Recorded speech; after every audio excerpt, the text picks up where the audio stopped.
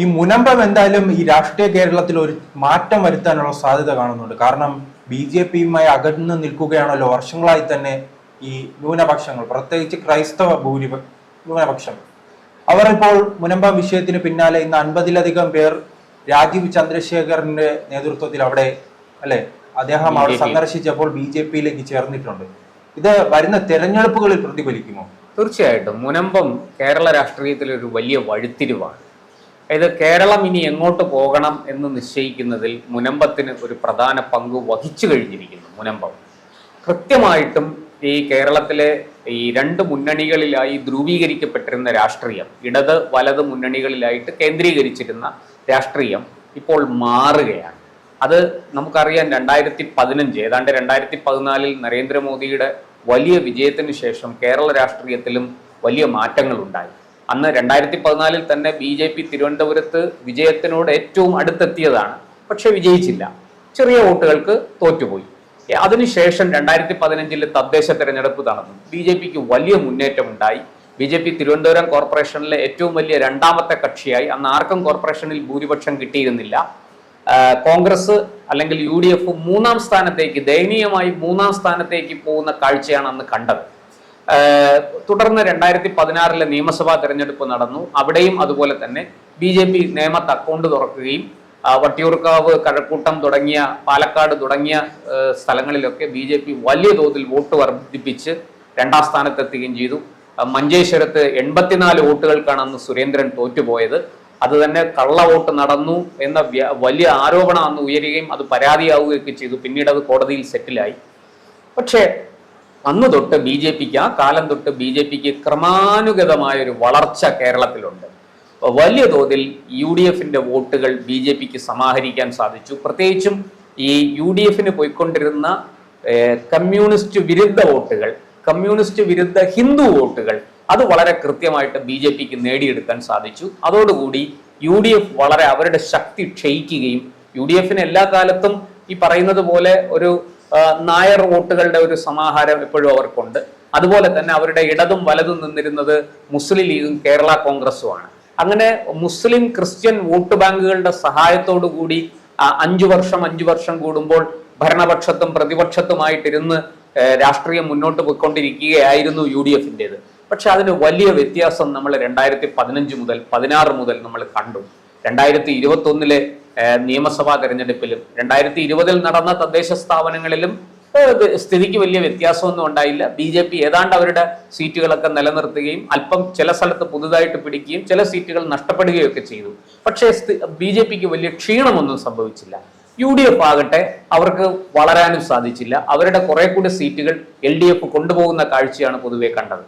പക്ഷേ 2021 വന്നപ്പോൾ UDF വീണ്ടും ദയനീയമായിട്ട് പരാജയപ്പെടുകയും 2016-നേക്കാൾ സീറ്റുകളുടെ എണ്ണം കുറയുകയും ചെയ്തു.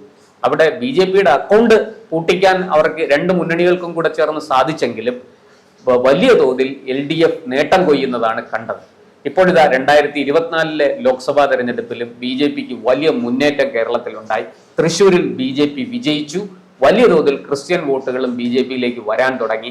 അത് തൃശ്ശൂർ മാത്രമല്ല, മറ്റു പല മണ്ഡലങ്ങളിലും നമ്മളത് കണ്ടു. കോട്ടയം പോലെയുള്ള സ്ഥലത്ത്, പത്തനംതിട്ട പോലെയുള്ള സ്ഥലത്ത്. മുനമ്പം ചർച്ചാ വിഷയമായി നിൽക്കുമ്പോഴാണ് പാലക്കാട് ജില്ലയിൽ പാലക്കാട് ഉപതെരഞ്ഞെടുപ്പിൽ BJPക്ക് വലിയ തിരിച്ചടി ഉണ്ടായത്. ഈ ക്രൈസ്തവ സമൂഹം എല്ലാ കാലത്തും UDF-നോടൊപ്പമാണല്ലോ. അപ്പോൾ വീണ്ടും ഈ പ്രശ്നങ്ങൾ ആളിക്കത്തുമ്പോഴും ഇതിന്റെ ഒരു പിന്നീട് തണുപ്പ മട്ടിലേക്ക് വരുമ്പോൾ അവർ വീണ്ടും UDF-ലേക്ക് തിരിച്ചു പോകാനുള്ള ഒരു സാധ്യതയില്ലേ? ഇല്ല, ഇത് പാലക്കാട് സംഭവിച്ചത് മറ്റൊന്നാണ്. പാലക്കാട് ക്രിസ്ത്യൻ വോട്ട് നമ്മൾ വിചാരിക്കുന്നത് പോലെ ഒരു വലിയ സംഖ്യ അവിടെ ഇല്ല. അവിടെ ഏറ്റവും കൂടുതലുള്ളത് ഹിന്ദു വിഭാഗത്തിന്റെ വോട്ടാണ്. പിന്നീട് ഏതാണ്ട് ഒരു 55,000-നും 60,000-നും ഇടയ്ക്ക് വോട്ട് മുസ്ലിം വോട്ട് അവിടെ ഉണ്ട്. ഈ മുസ്ലിം വോട്ട് അവിടെ കൃത്യമായിട്ട് എങ്ങോട്ട് പോയെന്ന് നമുക്കറിയാലോ. മുസ്ലിം ലീഗും SDPI-യും അതുപോലെ തന്നെ വെൽഫെയർ പാർട്ടിയും എല്ലാം ഒരുമിച്ച് നിന്ന് UDF സ്ഥാനാർത്ഥിയെ, കോൺഗ്രസ് സ്ഥാനാർത്ഥിയെ വിജയിപ്പിക്കാൻ, രാഹുൽ മാങ്കൂട്ടത്തിലിനെ വിജയിപ്പിക്കാനാണ് അവർ പണിയെടുത്തത്. പക്ഷേ അതല്ല പൊതുവെ കേരളത്തിലുള്ള ഇപ്പോഴത്തെ ഒരു അവസ്ഥ. നമുക്ക് മനസ്സിലാക്കാൻ നമുക്കറിയാം. ഈ തിരുവനന്തപുരവും കൊല്ലവും കഴിഞ്ഞാൽ പത്തനംതിട്ട, ഇടുക്കി, കോട്ടയം, എറണാകുളം, തൃശ്ശൂർ തുടങ്ങിയ ജില്ലകളിലാണ് ക്രിസ്ത്യൻ വോട്ടുകൾ ധാരാളമായിട്ടുള്ളത്. ഒരു പക്ഷേ ഈ ഭാഗങ്ങളിലൊക്കെ മുസ്ലിം വോട്ടുകൾ അത്രയും ഇല്ല എന്ന് തന്നെ പറയാം. ഇത് ഹിന്ദു ക്രിസ്ത്യൻ വോട്ടുകളായിട്ട് ആണ് കൂടുതലും വിഭജിച്ച് കിടക്കുന്നത്. കുറച്ച് മുസ്ലിം വോട്ടുകളും ഉണ്ട്.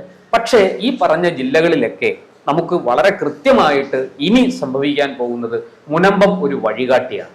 ഇവിടെ ഈ ക്രിസ്ത്യൻ വോട്ടുകൾ വഖഫുമായി ബന്ധപ്പെട്ട് നമുക്കറിയാം എന്താണ് സംഭവിച്ചതെന്ന് അറിയാം. ഈ മുനമ്പത്തെ ഏതാണ്ട് 600 ചില്ലാനം കുടുംബങ്ങൾ കയ്യിൽ നിന്ന് പണം കൊടുത്തു വാങ്ങിയ ഭൂമിയിലാണ് അവർ താമസിക്കുന്നത്. അപ്പോഴാണ് ആ ഭൂമിക്ക് അവകാശം പറഞ്ഞുകൊണ്ട് വഖഫ് ബോർഡ് രംഗത്ത് വരുന്നത്. എന്തു തന്നെ ആയാലും ശരി, ആ പാവങ്ങളുടെ കണ്ണീര് കാണാൻ ആരും ഉണ്ടായിരുന്നില്ല. അത് മുസ്ലിം വോട്ട് നേടുന്നതിൽ ബലാബലം പരീക്ഷിച്ച് UDFും LDFും അവരുടെ കൂടെ ചേർന്നുകൊണ്ട് മുനമ്പം നിവാസികളെ പുറങ്കാലിന് തൊഴിക്കുന്ന കാഴ്ചയാണ് നമ്മൾ കണ്ടുകൊണ്ടിരുന്നത്. എന്തായാലും ഇപ്പോൾ പാർലമെന്റിൽ അതിന് നിയമം പാസ്സായിരിക്കുന്നു. ഈ വഖഫ് നിയമത്തിൽ ഭേദഗതി വരുത്തിയിരിക്കുന്നു. അത് ചെയ്തത് BJP ആണ്. BJPക്ക് മാത്രമേ പറയുന്നത് പ്രവർത്തിക്കാനുള്ള ആത്മാർത്ഥതയുള്ളൂ എന്ന് മുനമ്പത്തുകാർ തിരിച്ചറിഞ്ഞിരിക്കുന്നു. അത് കേവലം മുനമ്പത്തുകാർ മാത്രമല്ല, കേരളത്തിലെ മുഴുവൻ ക്രിസ്ത്യൻ സമൂഹവും അത് തിരിച്ചറിഞ്ഞിരിക്കുകയാണ്. അതിന് വലിയ കാരണങ്ങളുണ്ട്. ഒന്ന്, ഈ ലവ് ജിഹാദ് എന്ന് പറയുന്ന ഒരു വിഷയം. നിരവധി ക്രിസ്ത്യൻ പെൺകുട്ടികളെയാണ് ഇസ്ലാം വിശ്വാസികളായ ചെറുപ്പക്കാർ പ്രണയിച്ച് കടത്തിക്കൊണ്ടുപോയി മതം മാറ്റി വിവാഹം കഴിച്ചിരിക്കുന്നത്. അത് വലിയ തോതിൽ ക്രിസ്ത്യൻ സമൂഹത്തിന്റെ ഇടയിൽ ചർച്ചയായിട്ടുണ്ട്. പാലാ ബിഷപ്പിന്റെ മറ്റൊരു പരാമർശമുണ്ടല്ലോ, അതായിരിക്കും ലവ് ജിഹാദിനേക്കാൾ വലിയ സമൂഹത്തിനിടയിൽ ഏറ്റവും അധികം ചർച്ച നാർക്കോട്ടിക് ജിഹാദ്. അത് പിന്നീട് പല അറസ്റ്റുകൾ പരിശോധിച്ചാൽ തന്നെ നമുക്ക് മനസ്സിലാകുകയും. രണ്ടാമത് ശ്രീജിത്ത് പറഞ്ഞത് വളരെ ശരിയാണ്. നാർക്കോട്ടിക് ജിഹാദ് എന്ന് പാലാ ബിഷപ്പ് പറഞ്ഞ ഒരു ആ പ്രയോഗം, അത് അദ്ദേഹത്തിന്റെ പ്രയോഗമൊന്നുമല്ല, അതിനു മുമ്പും ആ പ്രയോഗം ഉണ്ടായിട്ടുണ്ട്. അതിന് നമുക്കറിയാം, ഈ അഫ്ഗാനിലും സിറിയയിലും ഒക്കെ ഉള്ള ഇസ്ലാമിക ഭീകര സംഘടനകൾ പണം ഉണ്ടാക്കുന്നത് സ്വർണം കടത്തിയും അതുപോലെ മയക്കുമരുന്ന് കൃഷി ചെയ്ത് അത് വിറ്റും അത് കടത്തിയും ഒക്കെയാണ് അവർ പണം ഉണ്ടാക്കുന്നത്. ഈ ജിഹാദിന് വേണ്ടുന്ന പണം ഉണ്ടാക്കുന്നത് അങ്ങനെയാണെന്നുള്ളത് ലോകം മുഴുവനും അറിയുന്ന, പരക്കെ അംഗീകരിക്കപ്പെട്ട കാര്യമാണ്. അപ്പൊ അതുകൊണ്ട് തന്നെ നാർക്കോട്ടിക് ജിഹാദ് എന്നുള്ള പ്രയോഗം പാലാ ബിഷപ്പിന്റെതല്ല, അദ്ദേഹത്തിന് മുമ്പും അത് പലരും ഉപയോഗിച്ചു. അദ്ദേഹം ഇവിടെ അതൊരു പ്രത്യേക അവസരത്തിലെടുത്ത് ഉപയോഗിച്ചു എന്നുള്ളതേ ഉള്ളൂ. ഈ ശ്രീജിത്ത് പറഞ്ഞതുപോലെ നാർക്കോട്ടിക്സുമായിട്ട്, ഡ്രഗ്സുമായിട്ട് പിടിയിലാകുന്ന ചെറുപ്പക്കാർ ഏറിയ പങ്ക് ഒരു പ്രത്യേക മതവിഭാഗത്തിലുള്ളതാണ്. അത് KT ജലീൽ എടുത്തു പറയുകയും ചെയ്തു, MLA. നമുക്കറിയാവുന്ന കാര്യമാണ് എന്തുകൊണ്ട് മുസ്ലിം ചെറുപ്പക്കാർ കൂടുതലായിട്ട് ഈ മയക്കുമരുന്ന് കടത്തിൽ പിടിക്കപ്പെടുന്നു. ഇതിന് ഉത്തരം പറയണം. ഇവരെല്ലാവരും മദ്രസ വിദ്യാഭ്യാസം കിട്ടിയവരാണ് എന്ന് ജലീൽ പറയുകയുണ്ടായി. ഇതിന് മതമേലധ്യക്ഷന്മാർ മറുപടി പറയണം. അദ്ദേഹം അതിനു മുമ്പും ഒരു തവണ നിയമസഭയിൽ ഇക്കാര്യം പറഞ്ഞതാണ്. വലിയ തോതിൽ മുസ്ലിം ചെറുപ്പക്കാർ മയക്കുമരുന്നിന് അടിമപ്പെടുന്നു, മയക്കുമരുന്ന് കടത്താൻ കൂട്ടുനിൽക്കുന്നു, അതിലൂടെ പണം ഉണ്ടാക്കുന്നു എന്നൊക്കെ അദ്ദേഹം വിളിച്ചു പറഞ്ഞതാണ്. പക്ഷേ അദ്ദേഹത്തെ ഈ പറഞ്ഞതുപോലെ ജലീൽ പറഞ്ഞ കാര്യങ്ങൾക്ക് വേണ്ടത്ര പ്രാധാന്യം കൊടുത്തുകൊണ്ട് അത് ചർച്ച ചെയ്യാൻ പോലും ഇടതുപക്ഷം പോലും തയ്യാറായില്ല. ഈ പാലാ ബിഷപ്പിന്റെ ഈ ഒരു പ്രയോഗത്തിന് കാരണമുണ്ട്. ജലീൽ ഇപ്പൊ പറഞ്ഞതുപോലെ ഈ പിടിക്കപ്പെടുന്നതിൽ മുസ്ലിം ചെറുപ്പക്കാർ മാത്രമല്ല, ഈ കൂട്ടത്തിൽ നിരവധി പെൺകുട്ടികൾ പിടിയിലാകുന്നുണ്ട്. ഈ പെൺകുട്ടികളെല്ലാം അമുസ്ലിം പെൺകുട്ടികളാണ് കൂടുതലും പിടിയിലാകുന്നത്, ഒന്നുകിൽ ക്രിസ്ത്യൻ അല്ലെങ്കിൽ ഹിന്ദു. അപ്പോൾ ഇത് എന്തോ ഒരു അജണ്ട ഇതിന്റെ പുറകിൽ ഇല്ലേ എന്ന് സംശയിച്ചാൽ അവരെ കുറ്റം പറയാൻ സാധിക്കില്ല. അതാണ് പാലാ ബിഷപ്പ്, ആ ആശങ്കയാണ് അദ്ദേഹം പങ്കുവച്ചത്. ആ ഒരു പ്രശ്നം അവർ അഭിമുഖീകരിച്ചുകൊണ്ടിരിക്കുന്ന ഒരു പ്രശ്നമാണ് അദ്ദേഹം ചൂണ്ടിക്കാണിച്ചത്. ഇത് അഡ്രസ് ചെയ്യപ്പെടാതെ പോവുകയാണ് നമ്മുടെ നാട്ടിൽ. കേവലം ഒരു ക്രൈമായിട്ട് അല്ലെങ്കിൽ കേവലം ഒരു കുറ്റകൃത്യം മാത്രമായിട്ട് കണ്ട് ഇതിനെ അങ്ങ് ഒതുക്കുകയാണ്. അതിനപ്പുറത്തേക്ക് ഇതിനകത്ത് മതപരമായ എന്തെങ്കിലും അജണ്ടയുണ്ടോ, ഏതെങ്കിലും തരത്തിലുള്ള ഭീകര സംഘടനകളുടെ പ്രവർത്തനമുണ്ടോ, ഇതൊന്നും ആരും തിരക്കുന്നില്ല. പോലീസ് ഇത് വേണ്ട വിധത്തിൽ അന്വേഷിക്കുന്നില്ല. ഇത്തരം പ്രശ്നങ്ങൾ നിലനിൽക്കുമ്പോഴാണ് അദ്ദേഹം നാർക്കോട്ടിക് ജിഹാദ് എന്ന വാക്ക് ഉപയോഗിച്ചത്. ഇത് ക്രിസ്ത്യൻ സമൂഹം നേരിടുന്ന ഒരു വലിയ വെല്ലുവിളിയാണ്. അതുപോലെ തന്നെ അവരുടെ ഭൂമി വലിയ തോതിൽ മുസ്ലിങ്ങൾ വാങ്ങിക്കൂട്ടുന്നു. അത് പല വിധത്തിൽ ഇപ്പോൾ ഒരുപാട് ഈ ക്രിസ്ത്യൻ സമൂഹത്തിൽപ്പെട്ട ചെറുപ്പക്കാർ അന്യദേശങ്ങളിലേക്ക് കുടിയേറുകയാണ്. പ്രത്യേകിച്ച് യൂറോപ്യൻ രാജ്യങ്ങളിലേക്ക് അവർ തൊഴിൽ തേടി പോകുന്നു, അമേരിക്കയിലേക്ക് പോകുന്നു, വലിയ തോതിൽ കുടിയേറ്റം നടക്കുന്നു. അങ്ങോട്ടേക്കൊക്കെ പോകുന്നവർ മടങ്ങി തിരിച്ചു വരുന്നില്ല. അവർ അവിടെ ചെന്ന് സെറ്റിലായതിനു ശേഷം മാതാപിതാക്കളെ കൂടെ അങ്ങോട്ട് കൊണ്ടുപോവുകയാണ്. അപ്പൊ ഈ സാഹചര്യങ്ങളെല്ലാം ഇവിടെ നിലനിൽക്കുമ്പോഴാണ് ഇവിടെ ബാക്കിയാകുന്ന ഈ ക്രിസ്ത്യൻ സമൂഹത്തിന് അവരുടെ വോട്ട് ബാങ്കിൽ വലിയ കുറവൊക്കെ വരുന്നുണ്ട്, അതൊക്കെ സത്യമാണ്. പക്ഷെ എന്ന് വെച്ച് അവരെ ദ്രോഹിക്കാൻ, അവരെ ഉപദ്രവിക്കാൻ കൂട്ടുനിൽക്കുന്ന ഒരു സംവിധാനം അത് BJPക്ക് ഇല്ല എന്ന് തന്നെ പറയാം. അത് തിരിച്ചറിഞ്ഞതുകൊണ്ടാണ് മതപരിവർത്തനത്തെ BJP എതിർക്കുന്നുണ്ട്. പ്രൊട്ടസ്റ്റന്റുകളും അതായത് പെന്തക്കോസ്റ്റുകളും യഹോവ സാക്ഷ്യം പറയുന്നവരും അത്തരം ഗ്രൂപ്പുകളൊക്കെ ഉത്തരേന്ത്യയിൽ അടക്കം വലിയ തോതിൽ മതപരിവർത്തനത്തിന് ശ്രമിക്കുന്നുണ്ട്. പഞ്ചാബ് പോലെയുള്ള സ്ഥലത്ത് അത് വളരെ കൂടുതലാണ്. അതൊക്കെ നമുക്കറിയാം. അതിനെ BJP എതിർക്കുന്നുണ്ട്, നിയമപരമായിട്ട് എതിർക്കുന്നുണ്ട്. പ്രാദേശികമായിട്ട് എന്തെങ്കിലും തർക്കങ്ങളോ സംഘർഷങ്ങളോ ഉണ്ടാകുന്നെങ്കിൽ അതെല്ലാം BJPയുടെ തലയ്ക്ക് വെച്ച് കെട്ടാൻ പറ്റില്ല. പക്ഷെ ഇവിടെ ഇപ്പോ കേരളത്തിലെ ക്രിസ്ത്യൻ സമൂഹത്തിന് മനസ്സിലായി ഇനി അവരുടെ രക്ഷയ്ക്ക് BJP ആണുള്ളത്. ഈ രണ്ട് മുന്നണികളെയും വിശ്വസിക്കാൻ സാധിക്കില്ല.